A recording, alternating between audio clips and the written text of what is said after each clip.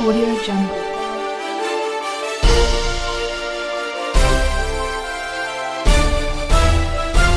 Audio Jungle.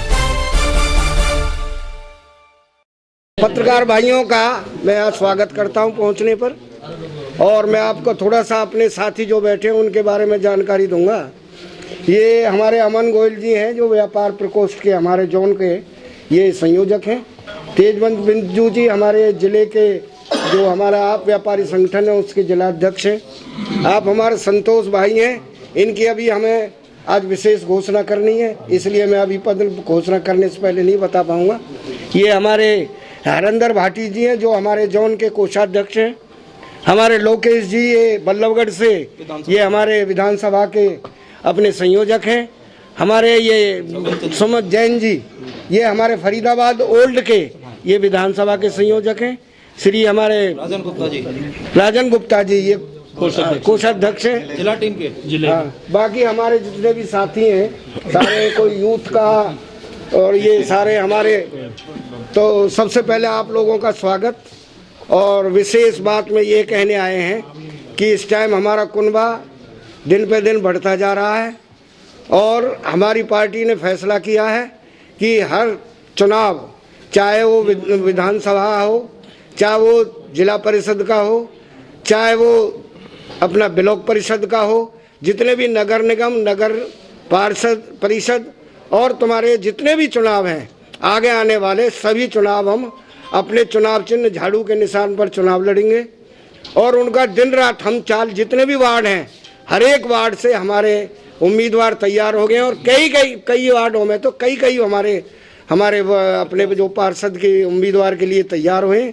और आज हम विशेष तौर पे जिस बात के लिए यहाँ इकट्ठे हुए हैं उसमें ये है कि हमारे कई प्रकोष्ठ हैं, जिसमें यूथ का भी है, महिला का भी है, इसमें हमारे अपने व्यापार प्रकोष्ठ भी है, और यूथ का जितने भी सारे प्रकोष्ठ हैं उसमें आज हम पूरे जोन के लिए एक नया हमने प्रवासी प्रकोष्ठ हमने लॉन्च किया। हमारे गुप्ता जी ने आदेश दिया था, तो उसमें एक बहुत बड़ी बात है कि वो प्रतिनिधित्व हमें फरीदाबाद को मिला है।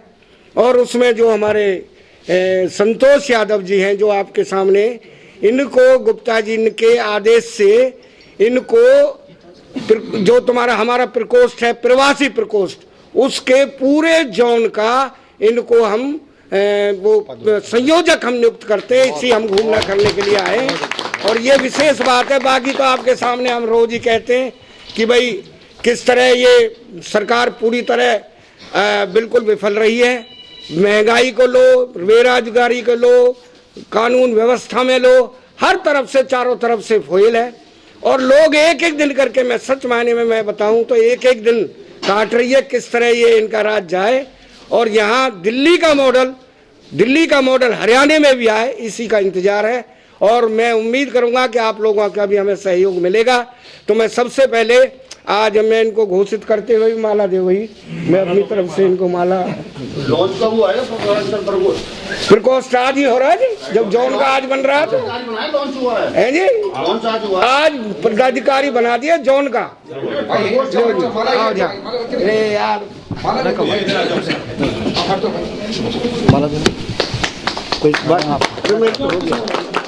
देख भाई, बात सुन संतोष, आज हम पगड़ी बंधवाने नहीं, आज तेरी पगड़ी बांधने को आए।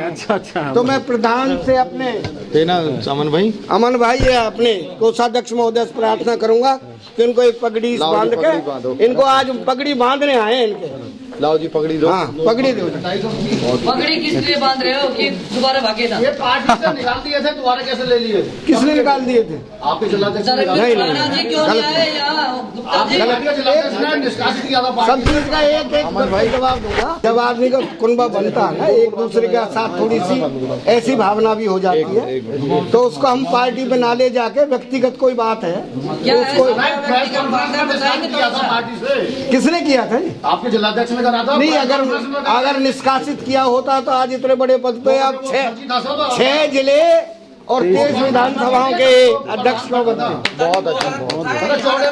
मैं यूँ कह रहा हूँ उनकी बात अपनी भावना थी, लेकिन अब मैं जो कह रहा हूँ सुनो, मैं एक जोन का संगठन मंत्री हूँ और मैं पूरा प्रभार है मेरे पास। मैं मुद्दा हमारा आज मुख्य ये है कि आज हमारे जो संतोष यादव है, इनको आज हमने प्रवासी प्रकोष्ठ का पूरे जोन का इनको आज संयोजक बनाया है। सभी सम्मानित पत्रकार साथियों का हार्दिक अभिनंदन और स्वागत। और आज का हमारा मुख्य उद्देश्य, मैं अपने भाई संतोष यादव को ढेर सारी बधाई और शुभकामनाएं देता हूं। आज हमारे जोन के संगठन मंत्री ओम प्रकाश गुप्ता जी ने हमारे राज्यसभा सांसद और सह प्रभारी डॉक्टर सुशील गुप्ता जी के आदेश पर आज इनको प्रवासी प्रकोष्ठ साउथ जोन हरियाणा का संयोजक नियुक्त किया है। उसके लिए मैंने ढेर सारी शुभकामनाएं और बधाई देता हूं। मैं अपने राष्ट्रीय संयोजक आम आदमी पार्टी के अरविंद केजरीवाल जी और राज्यसभा सांसद डॉक्टर सुशील गुप्ता जी का बहुत दिल से धन्यवाद करता हूं कि जिन्होंने आज मुझे इतना बड़ा पदभार दिया है यहाँ पर काम करने के लिए। और मैं आप सभी लोगों को ये बताना चाहता हूँ कि जो मुझे कमान मिली है, फरीदाबाद, गुड़गांव, पलवल, मेवात, महेंद्रगढ़, रेवाड़ी, 6 जिले और 23 विधानसभा इसमें आते हैं, जिसे प्रवासियों की कमान मुझे पार्टी ने दिया है, जिसके लिए मैं बहुत बहुत धन्यवाद और बधाई देता हूं।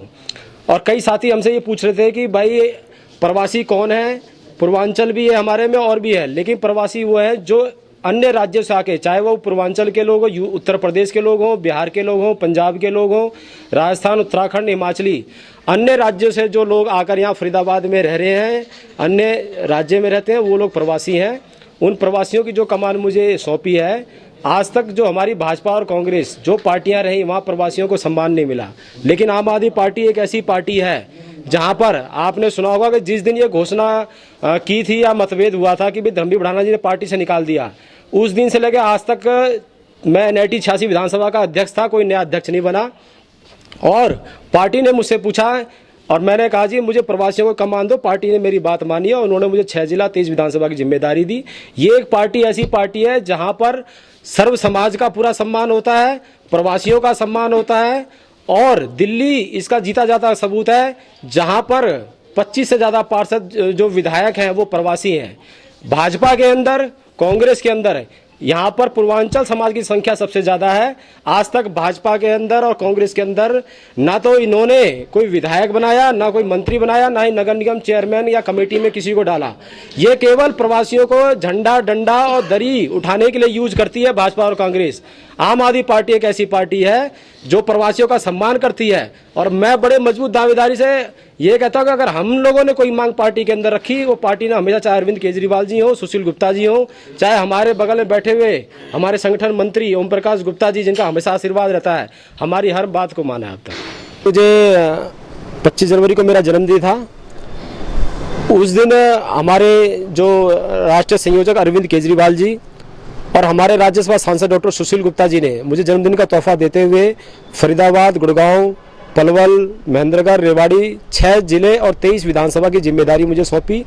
इस सम्मान के लिए मैं आम आदमी पार्टी के सभी आला अधिकारियों का बहुत बहुत तहे दिल से धन्यवाद करता हूं। और जो हमारे साथी हैं ओम प्रकाश गुप्ता जी, अमन गोयल जी और हमारे हरिंद्र भाटी जी सहित हमारे फरीदाबाद के विधानसभा अध्यक्षों का, भावी पार्षदों का, भावी मेयर के प्रत्याशियों का, सभी का तहे दिल से धन्यवाद करता हूं जो मुझे ये सम्मान दिया जी। अभी प्रवासियों के लिए क्या कोई नया प्रकोष्ठ बनवाएंगे आप? उनके लिए क्या क्या कार्य करेंगे आप? पार्टी ने पहला ये प्रवासियों का एक सम्मान मुझे दिया है और उसका पहला अध्यक्ष मुझे बनाया, इसके लिए मैं पार्टी का बहुत बहुत धन्यवाद करता हूँ। प्रवासी का मतलब वो जो एक राज्य से दूसरे राज्य में आकर लोग यहाँ पर मेहनत मजदूरी काम करते हैं, जो यहाँ पर रहते हैं, या हरियाणा का भी कोई आदमी यूपी या बिहार में रहता है, तो हमारी ये मांग है कि अगर अन्य राज्य में कोई आदमी जाता है, उसकी सुरक्षा, सम्मान, शिक्षा, इलाज सबकी व्यवस्था सरकार करे, उनके रहने की व्यवस्था करे। जैसा कि आपने देखा होगा भाजपा सरकार के अंदर प्रवासियों को उजाड़ने का काम किया गया, लाखों लोगों को बेघर किया गया, उनके झुग्गी झोपड़ी को तोड़ दिया गया, जबकि यहाँ के जो वासी थे उन्होंने किस्तों में मकान दिया, उन्होंने रहने की व्यवस्था करी। अगर कभी कोई दिक्कत परेशानी कोरोना काल के अंदर हमारे प्रवासी भाई भूखे प्यासे रहे, तो यहाँ के सामाजिक संगठन, यहाँ के सर्व समाज ने उनकी मदद करी, उन्हें भोजन की व्यवस्था करी। लेकिन सरकार ने ऐसे मामले में अपने आप को पीछे रखा और हमेशा प्रवासियों के साथ अत्याचार किया सरकार ने। हमारी लड़ाई है, प्रवासियों को जो सत्ता से विहीन रखा है सरकार ने, वो सरकार उजाड़ने का काम हम लोग करेंगे। संतोष जी, अभी जैसे भी आप कॉन्फ्रेंस किया आपने और यहाँ पर आप पार्टी के जिलाध्यक्ष मौजूद नहीं थे, कोई विवाद है आपका? और विवाद पहले भी हमारे प्रकाश में आया था, एक वीडियो जारी हुआ था। मैं आपको बता दूं, आम आदमी पार्टी एक ऐसी पार्टी है जो प्रवासियों का सम्मान करती है। अब तक फरीदाबाद के अंदर भाजपा हो चाहे कांग्रेस हो, इनमें उन लोगों का राज रहा है जिन्होंने जमीन कब्जे करने का काम किया, जिन्होंने प्रवासियों के साथ मारपीट करी, जिन्होंने प्रवासियों को लूटने का काम किया। ऐसे कुछ लोग हर जगह हैं। उन लोगों का अब वो समझ चुके हैं कि आम आदमी पार्टी एक ऐसी पार्टी है जो प्रवासी चाहेंगे वो प्रवासियों को मिलेगा, प्रवासी सत्ता में राज करेंगे, प्रवासी यहाँ आने वाले समय में पार्षद विधायक बनेंगे। अगर कोई आदमी भाजपा की बी टीम है तो वो आज कान खोल कर सुन ले कि यहाँ पर केवल वासी के जो हमारे हैं उनका राज तो रहा ही है, अब प्रवासियों को भी सम्मान मिलेगा, सत्ता में प्रवासी भी आएंगे और अपनी सुरक्षा और सम्मान की लड़ाई लड़ेंगे। संतोष जी, धर्मवीर बढ़ाने ने कहा था कि भाई अगर संतोष यादव को कोई पद दिया जाएगा तो मैं जो है पार्टी से इस्तीफा दे दूंगा। दे दे इस्तीफा, क्या दिक्कत है? पार्टी तो तैयार है, इस्तीफा आज लिख के दे दे। पार्टी कोई धर्मवीर बढ़ाने जी के कहने चलेगी क्या? यहाँ पर पार्टी चलेगी कार्यकर्ताओं से। अब वो कार्यकर्ता नहीं रहे हैं जो झंडा डंडा उठाएंगे, अब कार्यकर्ता सत्ता में बैठेंगे, कार्यकर्ता यहाँ से पार्षद लड़ेंगे, कार्यकर्ता यहाँ से विधायक लड़ेंगे, कार्यकर्ता एमपी का चुनाव लड़ेंगे, सत्ता में आएंगे। जिसकी जितनी आबादी है उसको उतनी हिस्सेदारी मिलनी चाहिए और ये मांग हम लोगों ने रखी थी। और आम आदमी पार्टी एक ऐसी पार्टी जो प्रवासियों का सम्मान करती है। हमने आज तक NIT 86 विधानसभा का अध्यक्ष मैं बना रहा, अब मुझे प्रवासियों का जो साउथ जोन का अध्यक्ष बनाया गया, इसके लिए मैं पार्टी का आला कमान का धन्यवाद करता हूँ। आला कमान समझ चुका है कि कौन लोग काम करने वाले हैं और उनको पूरा सम्मान मिलेगा जी। अपने अलावा प्रवासियों के अलावा दूसरे समुदाय को भी जोड़ने का काम कैसे करेंगे आप? सर्व समाज के लिए हमारे यहाँ प्रकोष्ठ बनाए गए हैं, व्यापारी सेल भी है, युवा सेल भी है और भी विंग है। और हम फरीदाबाद के अंदर जल्दी एक नए जिला अध्यक्ष की घोषणा करेंगे। ये तो सारे विंग इसलिए बनाए गए हैं कि अगर कहीं आपस में कोई मतभेद होता है तो कोई साथी दूसरी जगह जाकर पार्टी को आगे बढ़ाने का काम करे, ताकि कोई घुट घुट के ना रहे। आपस में कई बार तालमेल नहीं बनता। परिवार में भी हम 5-4 भाई हैं, भाई अलग अलग रहते हैं, लेकिन कई बार किसी का सुख दुख होता है तो हम सभी भाई एकजुट हो जाते हैं। तो पार्टी के अंदर अभी जितने हम लोग हैं सभी एकजुट हैं। लेकिन अगर कहीं ना कहीं प्रवासियों के साथ कोई दबाने का काम करेगा तो प्रवासी किसी से दबने वाला नहीं है, ऐसे लोगों को ये समझ जाना चाहिए।